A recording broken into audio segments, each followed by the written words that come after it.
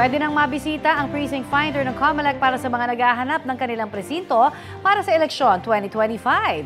Ang iba pang paghahanda ng COMELEC sa ulat on the spot ni Sandra Aguinaldo. Sandra? Yes, Connie.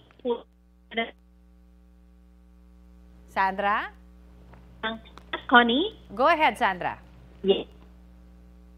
Nagawa ngayon yun, kaunay na deployment ang nasa dalawa sa eleksyon.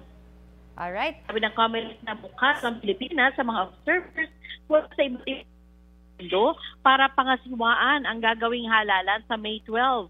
Ayon sa kinatawan ng EU, nakadeploy na sa lahat ng rehiyon ang mahigit 70 observers nila at may parating pang mahigit 100 na tinatawag nilang short-term observers.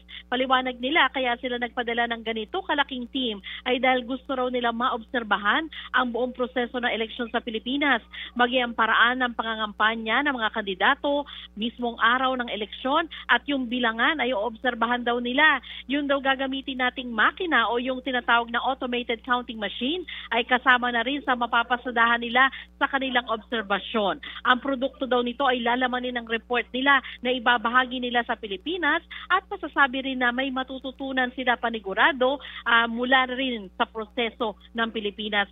Kaugnay pa rin sa election ko, maaari nang mabisita ang precinct finder ng COMELEC para malaman nyo ang inyong mga presinto. Matatagpuan ito sa COMELEC website. Hihingan lang kayo ng ilang personal na impormasyon gaya ng buong pangalan, birthday at place of registration at dyan nyo rin malalaman kung aktibo ba kayo na botante o hindi.